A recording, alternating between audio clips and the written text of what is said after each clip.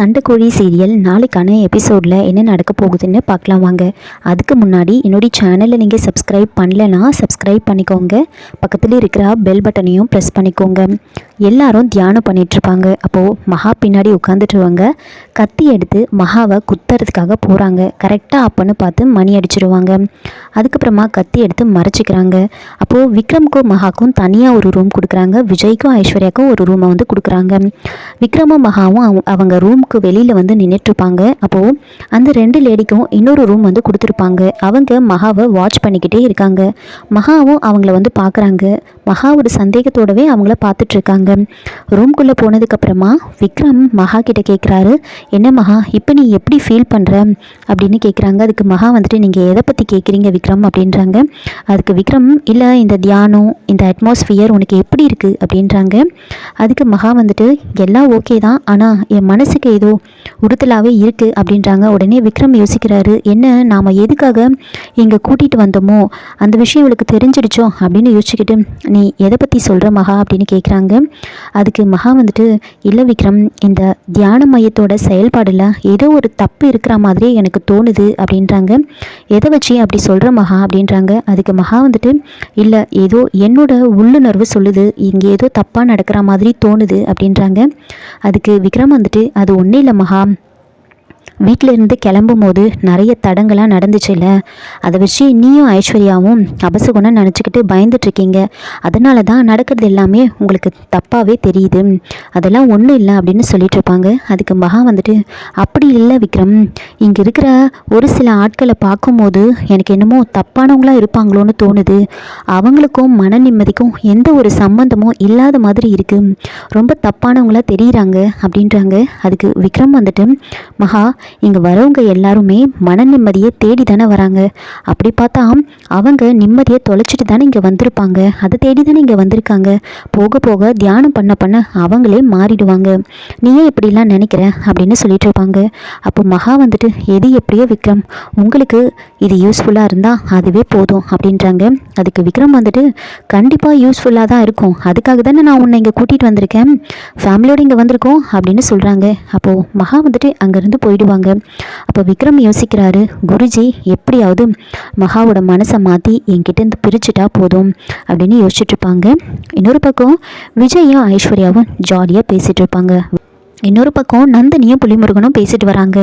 அந்த மகாக்கு ஆயுசு பசை போல் ஒட்டிகிட்டு இருக்கடா, ஜஸ்ட்டு மிஸ்ஸு தப்பிச்சிட்டா அப்படின்னு ரொம்ப டென்ஷனாக இருப்பாங்க. இல்லைனா இந்த நேரம் அவள் கைலாசத்துக்கு போயிருப்பான் அப்படின்னு பேசிகிட்டு இருப்பாங்க. இப்போ புலிமுருகன், அக்கா இப்போ தானே வந்திருக்கோம், இன்னும் 3 நாள் இருக்குது, எல்லாரும் இறந்ததுக்கப்புறம் தான் ரெஸ்ட் இன் பீஸ் போடுவாங்க. ஆனால் அந்த மகா ரெஸ்ட் எடுக்க வந்த இடத்துல பீஸாக ஆகி ரெஸ்ட் எடுக்க போகிறா அப்படின்னு சொல்லிட்டு இருப்பாங்க. அப்போது அந்த 2 லேடிங்களும் வந்து நந்தினி கிட்டே பேசுகிறாங்க. மேடம், ஜஸ்ட்டு மிஸ் மேடம், இன்னும் ஒரு 2 நிமிஷத்தில் வெயிட் பண்ணியிருந்தோன்னு வச்சுக்கோங்க, அந்த கத்தி வந்து அந்த மகாவோட முதுகை பதம் பார்த்துருக்கோம் அப்படின்னு சொல்லிட்டு இருப்பாங்க. அதுக்கப்புறமா, நீங்கள் கவலைப்படாதீங்க மேடம், நீங்கள் ரிலாக்ஸ்டாக இருங்க, நாங்கள் எங்களோட அட்டம்ப்டை பண்ணிக்கிட்டே இருப்போம், அவளை போட்டு தள்ளாமல் விட மாட்டோம் அப்படின்னு சொல்லிட்டு இருப்பாங்க. அப்போ நந்தினி, உங்களை இங்கே கூட்டிகிட்டு வந்தது அட்டம்ப்ட் பண்ணுறதுக்காக மட்டும் இல்லை, அவளை மொத்தமாக முடிக்கணும், அந்த வேலையை பாருங்கள். தப்பி தவறி நீங்கள் யாருக்கிட்டையாவது மாட்டிக்கிட்டால் எங்கள் பேரை நீங்கள் யாருக்கிட்டேயே சொல்லக்கூடாது, அப்படியே இருந்தாலும் நீங்கள் யார் பேரை சொல்லணும் அப்படின்னு கேட்ட உடனே விக்ரம்னு சொல்கிறாங்க.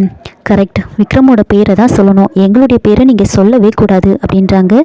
ஆமாம், பொண்டாட்டி சேர்த்தா புருஷன் தானே பிடிப்பாங்க, அது மட்டும் இல்லாமல் இந்த தியான மையத்துக்கு கூட்டிகிட்டு வந்ததே விக்ரம் தானே அப்படின்னு சொல்லிட்டு இருக்காங்க. நீங்கள் கவலைப்படாதீங்க மேடம், அந்த மகா இங்கேருந்து வெளியில் போகும்போது உயிரோடு போக மாட்டா அப்படின்னு சொல்லிட்டு அவங்க 2 பேரும் அங்கேருந்து போகிறாங்க. அதுக்கப்புறமா திரும்பவும் தியான பயிற்சி ஆரம்பிக்குது. திரும்பவும் தியானம் முடிஞ்சதுக்கப்புறமா குருஜி வந்துட்டு விக்ரம் கிட்ட கேட்குறாரு, மகா யார் அப்படின்னு கண்ணிலே காமிக்க சொல்லி கேட்டுட்ருக்காரு. அப்போ விக்ரம் வந்துட்டு மகாவை கண்ணை காமிக்கிறாங்க. அதுக்கு குருஜி வந்துட்டு 2 பேர் இருக்காங்க, யார் அப்படின்னு கேட்குறாங்க. உடனே விக்ரம் அங்கேருந்து எழுந்து மகா பக்கத்தில் போய் நின்று மகா அப்படின்னு கூப்பிடுறாங்க. அப்போ மகா விக்ரம் கிட்டே, சொல்லுங்கள் விக்ரம், இந்த தியான பயிற்சி உங்களுக்குள்ளே நிறைய மாற்றத்தை கொண்டு வந்திருக்கு போல இருக்குது அப்படின்னு பேசிகிட்டு இருப்பாங்க. அப்போது குருஜி வந்துட்டு மகாவை கூப்பிடுறாங்க. கரெக்டாக விக்ரம், அப்போது நான் போய்ட்டு ஃப்ரெஷ்ஷப் ஆகிட்டு வந்துடுறேன் அப்படின்னு விக்ரம் அங்கேருந்து போயிடுவார். மகா குருஜி பக்கத்தில் போய் நிற்கிறாங்க. இப்போ குருஜி வந்துட்டு, உனக்கு வந்திருக்கிற தொல்லை எல்லாமே உன்னை விட்டு போக போகுது அப்படின்றாங்க. அப்போ மகா, என் பேர் உங்களுக்கு எப்படி தெரியும் அப்படின்னு கேட்குறாங்க. அது விக்ரம் அப்படின்னு குருஜி சொல்லிடுவார். அப்போது மகா, என் ஹஸ்பண்டோட பேர் கூட உங்களுக்கு தெரியுமா அப்படின்றாங்க. உடனே குருஜி, அவன் பேரை யார் சொன்னாங்க, நான் விக்ரம பூஜையை பற்றி சொன்னேன் அப்படின்றாங்க. உன் பேர் மகாலட்சுமின்னு இந்த பிரபஞ்சமே எனக்கு சொல்லிடுச்சு அப்படின்றாங்க. உடனே மகா யோசிக்கிறாங்க, எங்களுக்கு ஃபோன் நெட்வொர்க்கே சரியாக கிடைக்க மாட்டேங்குது, உங்களுக்கு இந்த பிரபஞ்சம் சொல்லிடுச்சா அப்படின்ற மாதிரி யோசிச்சுட்டு இருக்காங்க.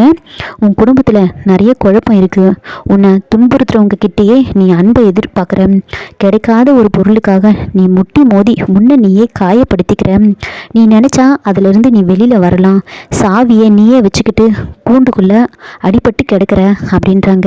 அப்போ மகா வந்துட்டு, நீங்கள் சொன்னது எல்லாமே கரெக்டு தான் குருஜி, ஆனால் ஒரு விஷயம் மட்டும் தப்பு, நான் கூண்டுக்குள்ளே அடைஞ்செல்லாம் கிடைக்கல, நானே விருப்பப்பட்டு தான் அந்த வாழ்க்கைக்குள்ளே போனேன், அதில் ஒரு சில குழப்பங்கள் இருக்கிறது சரிதான், ஆனால் அதையெல்லாம் சரி பண்ண வேண்டியது தான் என்னோட வேலை அப்படின்றாங்க.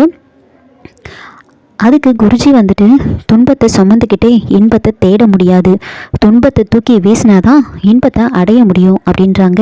உடனே மகா வந்துட்டு, அந்த துன்பமே வந்து சொந்தமாக இருந்தால் அப்போ என்ன பண்ண முடியும் அப்படின்றாங்க. அதுக்கு குருஜி, அம்மா மகாலட்சுமி, நீளமான முடியாக இருந்தால் அள்ளி முடியலாம், இல்லைனா கிராப் வெட்டிக்கலாம் அப்படின்றாங்க. அதுக்கு மகா வந்துட்டு என்ன சொல்கிறாங்கன்னா, தலைமுடியை வெட்டிக்கலாம், ஆனால் தலையே வெட்டிட்டு என்ன பண்ண முடியும் அப்படின்னு கேட்குறாங்க. இதை கேட்டு குருஜி ஷாக் ஆகுறாரு. ஏம்மா, உங்ககிட்ட பேசி நானே டயர்ட் ஆகிட்டம்மா, நீ கிளம்புமா அப்படின்றாங்க. அப்போ மகா, சரிங்க சார் அப்படின்னு சொல்லிட்டு, ஐயோ சாரி குருஜி, பாய் அப்படின்னு சொல்லிட்டு போகிறாங்க. அப்போ விக்ரம் குருஜியை பார்க்குறாங்க. அப்போ குருஜி யோசிக்கிறாரு, இவனை வச்சுக்கிட்டு நாம் என்ன பண்ண போகிறோமோ தெரியல அப்படின்னு யோசிச்சுட்டு இருப்பாங்க. அதுக்கப்புறமா மகாவும் விக்ரமும் ரூமுக்கு வந்துட்டுருப்பாங்க. அப்போது குட்டி குருஜி வந்துட்டு மகாவை போட்டு தள்ளுறதுக்காக ஒரு தரம் அந்த ரூம்குள்ளே விடுறாங்க. ரூம்குள்ளே விட்டுட்டு கதவை சாத்திப்பாங்க. அவங்க உள்ளே வருவாங்க. அதுக்குள்ளே நீ முன்னாடி போய் ரூம்குள்ளே போய் ஒளிஞ்சுக்குவோம் அப்படின்னு சொல்லிட்டு அவங்கள உள்ளே விட்டுட்டு கதை வந்து லாக் பண்ணிவிட்டு அவங்க போயிடுவாங்க. அதுக்கப்புறமா மகாவும் விக்ரமும் ரூம்குள்ளே வராங்க. ரூம்குள்ளே வந்ததுக்கப்புறமா அவங்க வந்து என்ன யோசிக்கிறாங்கன்னா, என்ன இவன் தனியாக வருவான்னு பார்த்தா கூட இவங்க வராங்களே அப்படின்னு சொல்லிட்டு போயிட்டு ரெஸ்ட் ரூமில் போயிட்டு ஒளிஞ்சுப்பாங்க. இப்போது இவன் இருக்கிறப்போ நாம் அந்த மகாவை போட்டு தள்ள முடியாது, இவன் இங்கேருந்து போனால் மட்டும்தான் நாம் போட்டு தள்ள முடியும் அப்படின்னு ஒளிஞ்சிட்ருப்பாங்க. அப்போது விக்ரமும் மகாவும் பேசிகிட்டு இருக்காங்க. விக்ரம் மகா கிட்ட வந்து சொல்கிறாங்க, என்ன மகா, குருஜி உங்ககிட்ட ஏதோ பேசிகிட்டு இருந்தாராமே, குருஜி ஒன்று சொன்னால் அதில் 1000 அர்த்தம் இருக்கும், அதை அப்படியே நீ ஃபாலோ பண்ணிக்கோ அப்படின்றாங்க. அதுக்கு மகா வந்துட்டு அவருக்கு தெரிஞ்சதை சொல்கிறாரு, நான் எனக்கு தெரிஞ்சதை சொன்னேன், அதை ஃபாலோ பண்ணணும்னு என்ன இருக்குது, என்னோடய பாலிசி என்ன தெரியுமா, யார் என்ன சொன்னாலும் அதை கேட்டுப்பேன், எனக்கு எது சரின்னு படுதோ அதை மட்டும்தான் நான் ஃபாலோ பண்ணுவேன் அப்படின்றாங்க. அதுக்கு விக்ரம் வந்துட்டு, கண்டிப்பாக குருஜி வந்து உன்னோட நல்லதுக்கு தான் சொல்லியிருப்பாரு, இந்த ஞானிங்க இவங்களாம் வந்து அனுபவித்து பேசுகிறது அதெல்லாம் நாம் புரிஞ்சுக்கணும், ஏற்றுக்கணும் அப்படின்றாங்க. அதுக்கு மகா வந்துட்டு, நீங்கள் ரொம்ப மாறிட்டீங்க விக்ரம், எப்போவுமே பிஸ்னஸ்னு பேசிகிட்டு இருப்பீங்க, ஆனால் இப்போது ஆன்மீகத்தை பற்றி பேசுகிறீங்களே அப்படின்னு பேசிகிட்டு இருப்பாங்க. அதுக்கப்புறம் அவங்க 2 பேரும் ரொம்ப நேரம் பேசிகிட்டு இருப்பாங்க. உள்ளே வந்து ரெஸ்ட் ரூமில் கத்தியோட அந்த ஆள் வந்து வெயிட் பண்ணிகிட்ருப்பாங்க. அப்போது விக்ரம் வந்துட்டு, சரி டைம் ஆகுது, அடுத்த யோகா செஷன் எப்போன்னு நான் போய் பார்த்துட்டு வந்துடுறேன் அப்படின்றாங்க. அப்போது மகா வந்துட்டு, நான் ரெஸ்ட் ரூம் போக வேண்டியது இருக்குது அப்படின்னு சொல்கிறாங்க. அப்போது விக்ரம் வந்து கதவை லாக் பண்ணிவிட்டு வெளியில் போயிடுவார். அதுக்கப்புறமா மகா வந்துட்டு ரெஸ்ட் ரூம் போகிறதுக்காக கதவை திறக்கிறாங்க. கத்தியோடு கரெக்டாக வெயிட் பண்ணிகிட்ருக்காங்க. இதோட இந்த எபிசோடை வந்து முடிச்சிருக்காங்க. என்னோட ரிவ்யூ பிடிச்சிருந்தால் லைக் பண்ணுங்கள், மறக்காமல் சப்ஸ்கிரைப் பண்ணுங்கள். தேங்க்யூ.